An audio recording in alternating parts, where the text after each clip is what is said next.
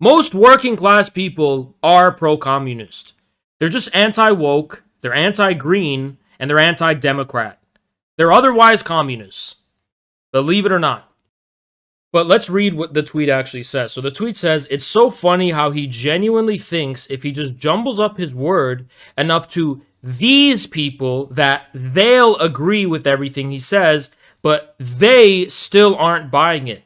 So what I'm pointing out is that she's using the word in plural. She's saying they, as if this was like not an outlier, but as if this wasn't the exception but the norm of what was in my video. This was the exception, and the reason I included it is because I wanted to do justice to the range of responses that I did receive, and I didn't want to only show the thing that benefited my narrative. I wanted to also show that there's a range of responses here. You have to grow the fuck up and stop being such a pussy and realize not everyone is going to agree with you, especially at a fucking Trump rally where you're trying to sell communism. Like, why the fuck would everyone agree with you there? Of course not everyone. It's going to be an uphill battle, if anything. I mean, if anything, it was like an extremely easy thing to do compared to what you would have expected. But the expectation and the bar that they're setting, that there should be no disagreement from anyone whatsoever at a fucking Trump rally, that is just fucking baffling. So because one lady in my video objected to the, or I'm using too much words. She thought it was a made up by the left. So because one lady from a dozen or over a dozen actively pushed back, that means they aren't buying it. But like the problem is like 20,000-fold. In substance, she did buy it. She agreed that we should take back our farmland. When you phrase it that way, she would be for having public ownership of land and taking it away from Bill Gates, violating the inviolable sacred right to private property. So I'm pretty sure in substance she did agree, but she never came around to the word communism. I mean, why would she, right? Why would any of these people have done that, by the way? I think the most accurate response, I'll show it to you right now. The most accurate, so here's the thing, right? I would say half of the people that I pitched the word to literally just said, yep, I'm all for it. You guys remember the part of the video where the guy was just like, yep, I think that's a great idea.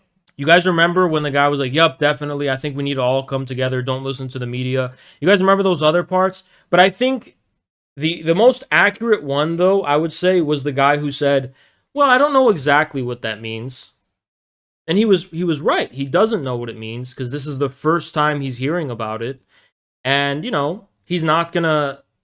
But here's the thing, right? Isn't it funny that the guy didn't say, oh, no, you're using the word communism? Fuck you and fuck that.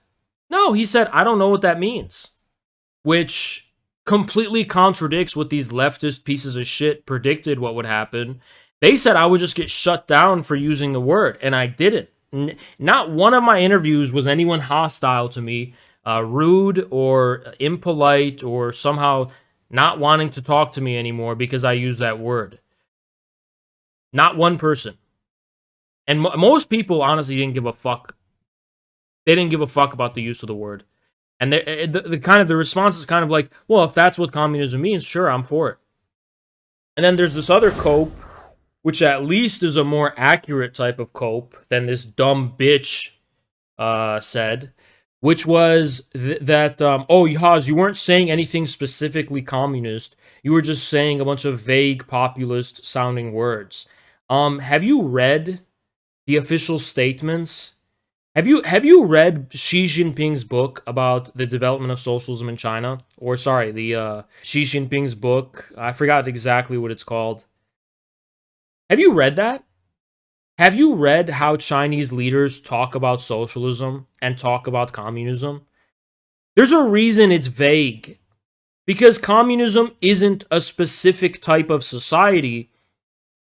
It's an actual scientific relationship to the one that exists. And it's both an active scientific understanding and an active scientific practice in relation to the society that exists.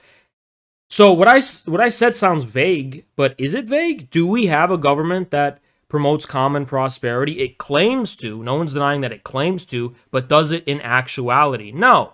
So people, the criticism was like, a lot of people were saying, oh, Haz, you were basically telling people, oh, do you support good things rather than bad things? Well, the whole point of Marxism is that it's a science which is able to actually get you good things rather than bad things. So yeah, that vagueness, you may think it's vapid and it's fucking superficial or whatever, but at the end of the day, that's all it's about. It is just about common prosperity. It is about having a government for the people. It is about, putting people in charge instead of prophets in command. That may sound like vague politician shit, but that's actually what it's about in actuality, not just in terms of rhetoric. But I actually didn't just do that, though. That's what's so fucking funny about this. I went above and beyond that, and I said things like, hey, should we nationalize the strategic sectors of our economy, like land, energy, and even like industries, like the steel industry? And people had no pushback. I even mentioned nationalizing our resources and some of our industries, and people were, there was no objection at all, and there was actual agreement. I mentioned the government making sure that farmland can only be used for growing food rather than speculation or all this other shit. That's a socialistic policy, right? You can't have that when you respect the inviolable right to private property. There was a guy who, without my manipulation whatsoever, said that if we owned our own oil and our own resources, we could have free healthcare because that's how they do it in the Middle East. And he also started talking about the insurance companies and how we need to get rid of the health insurance companies. Meaning this guy's actually to the left of fucking Bernie Sanders. The MAGA people in actuality are to the left of Bernie Sanders when you actually can prove to them that you acknowledge, like, the thing they care about isn't the minutia of policy. And when they do care about the minutia of policy, they're very left-wing, actually. They're extremely left-wing. It's just, A, the woke shit, they're not going to want to get on board with that. B, the fucking Democrat con artist scam, aka AOC and Bernie, the Democratic Socialist, whatever scam, they want nothing to do with it. C, the green scam, they want nothing to do with it. You get past those three fucking things, and you'll see that most Americans, most working class people are pro-communist. They're just anti-woke, they're anti-green, and they're anti-democrat. They're otherwise communists. Believe it or not. If you can fucking believe it, most people would not object to a Chinese-style communist system at all. And the reason it has to be Chinese-style, and because that's captured by that third-pronged Democrat. So the expansion of government bureaucracy to the point where the government owns everything and everything is publicly owned or even communally owned, they're going to associate that, rightfully, by the way, with the Democratic parties, the class, the structure, the power of the Democratic Party, that specific political power, right? And they don't want an expansion of the government bureaucracy, and they don't want to have to trust some, like, alien power. They don't, why should they trust that? It sounds stupid. Like, oh, I want the fucking government to control every aspect of our lives. Why would anyone get on board with that? It's so fucking stupid. Oh, I want every type of economic activity that you engage in to be restricted by some kind of like bureaucratically mediated or communally mediated thing. I mean, believe it or not, a lot of MAGA people don't have a problem with the communalism aspect. When you tell them, oh yeah, we should have community ownership of the means of production, I think like 50% of people would say, yeah, I don't mind that. And then 50% of people will be like, yeah, fuck that. But I actually side with the people who say fuck that, because there does need to be room for people to step outside of the official socius and take charge and take initiative. Of course there needs to be fucking room for that. So I don't know if you guys know this. I'm a Maoist. I'm not one of these people like Hakeem who says, "Oh, we should just return to Soviet-style socialism." I don't think you can. I think Soviet-style socialism failed to go beyond the primary sphere of production.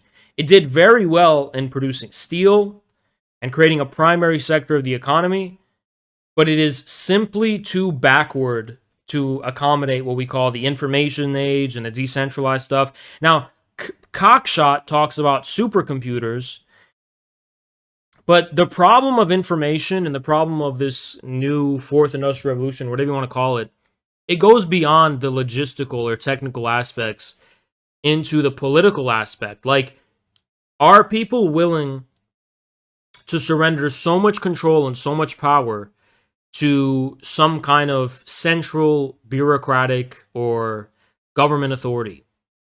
And I don't think people are.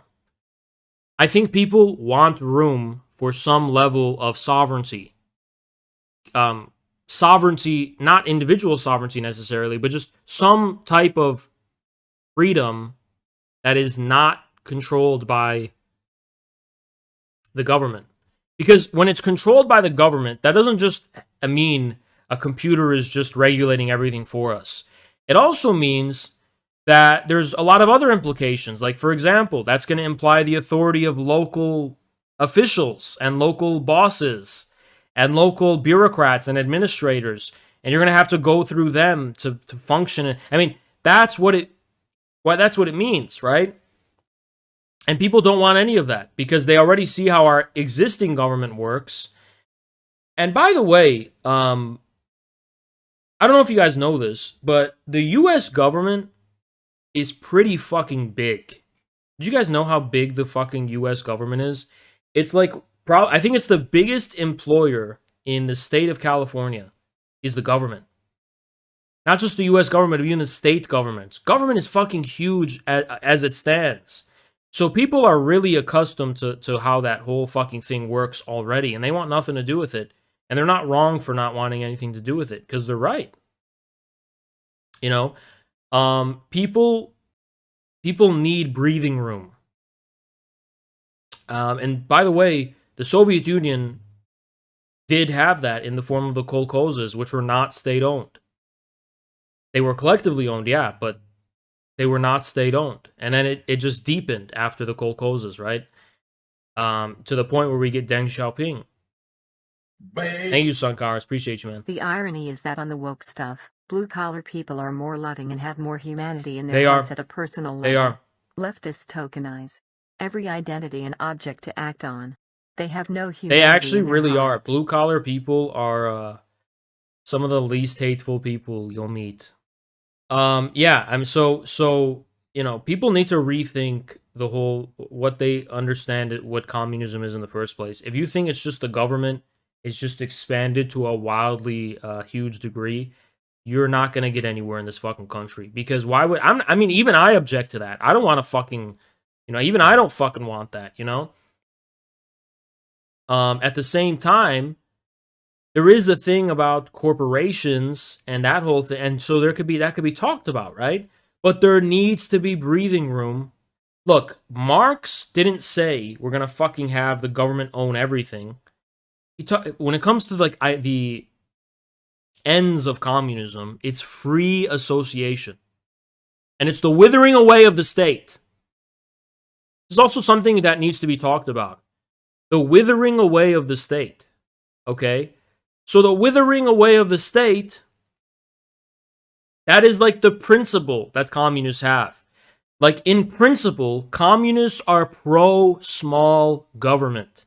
If you read Lenin's book, The State and Revolution, he makes it very clear that even a proletarian dictatorship should be small and simple.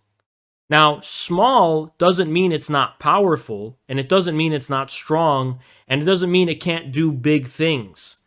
But it means that the extent to which it's instantiated does not interfere in the daily lives of people.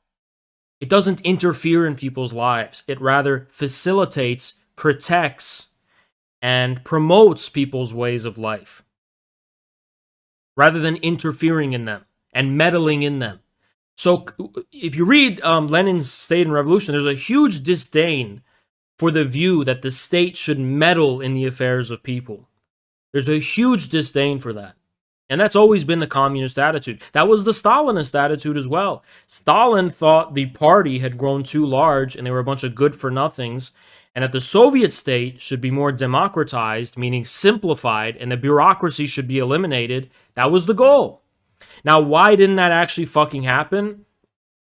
Well, it's the legacy of social democracy and the remnants of that institutional social democracy, which, by the way, is everything people hate about socialism.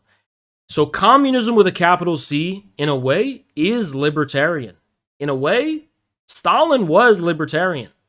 China is more libertarian than Sweden, okay?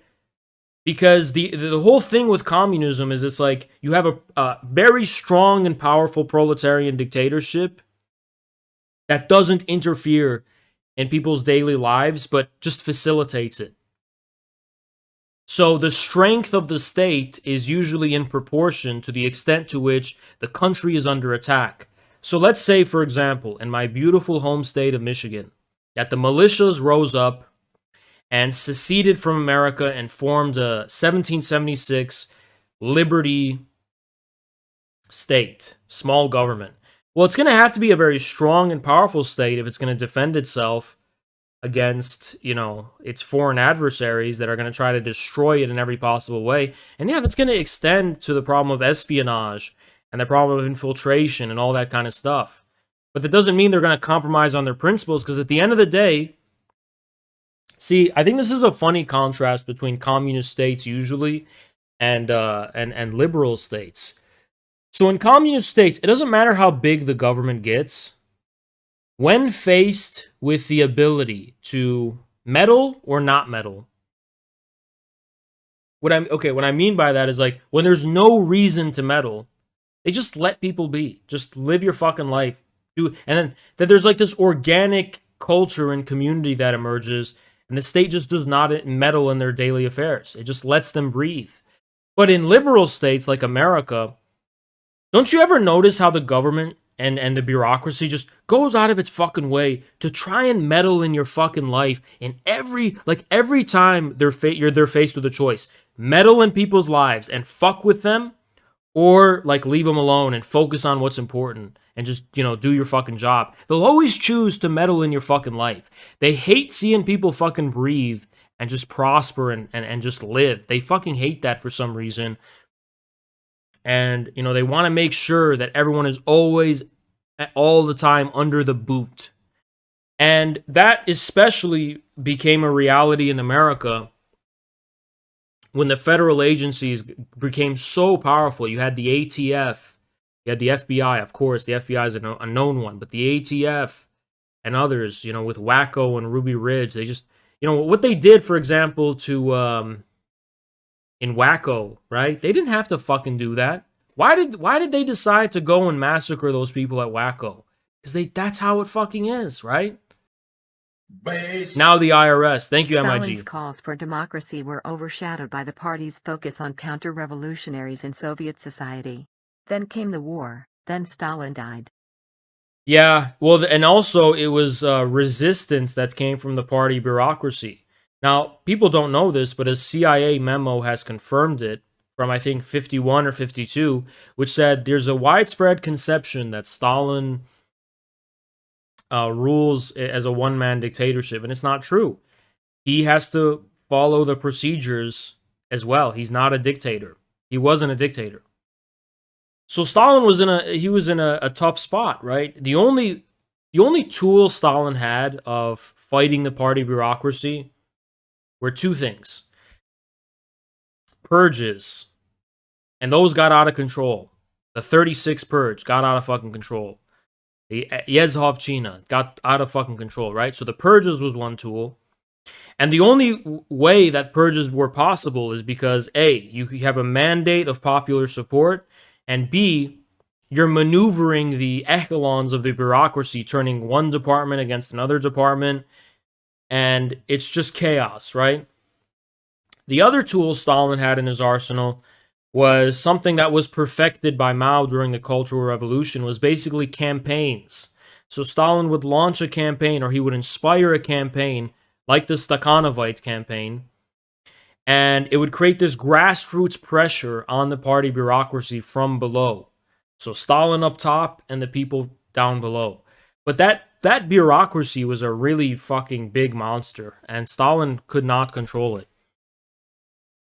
And I think if you talk to MAGA people about that, just in terms of like what they already can see with Trump, like, yeah, they see how that works. Yeah, there's a strong leader, Trump, who's fighting the deep state, that's getting in the fucking way.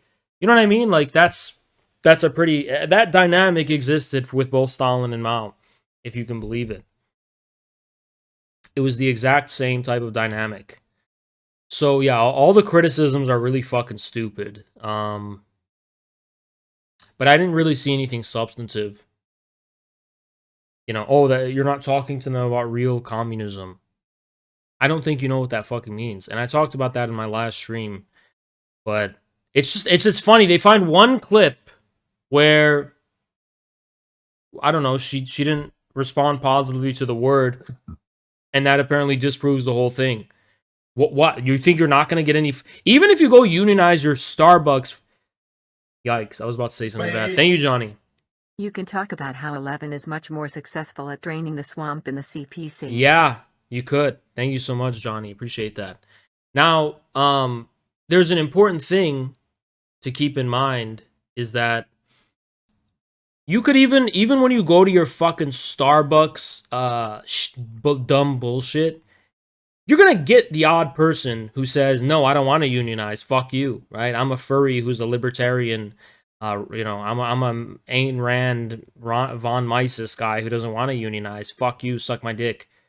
So if you get that on camera, does that disprove your dumb fucking Starbucks bullshit? You know what I mean? Like, yeah, you're going to get people who push back. You're not, you know, anyone who's involved in labor organizing. Okay, I'm going to ask a question. Why don't we bring Chris Smalls into this? And I just want to bring him in just by asking him one question. So, Chris Smalls, could you organize the Amazon labor union without having some of the workers you reached out to disagree with you? Did every single worker you talked to agree with you? If not, should you have quit the Amazon labor union if some of the workers disagreed with you? Should you have quit the whole fucking thing? Again, keep in mind, the majority of people in the video agreed with me. But if people decide to push back, does that disprove the entire thing? It just doesn't exist anymore? By the way she pushed back was not, it wasn't really a pushback. It was more like a, yeah, that word sounds yikesy, so the left must be making it up. And then she immediately followed by saying, we as in the people, seize Bill Gates' fucking farmland. I mean, how someone can spin that to mean that the whole thing is a failure is like, what world are we fucking living in, right? All right, now, so that's all I'm going to say about those pieces of criticisms, that type of backlash.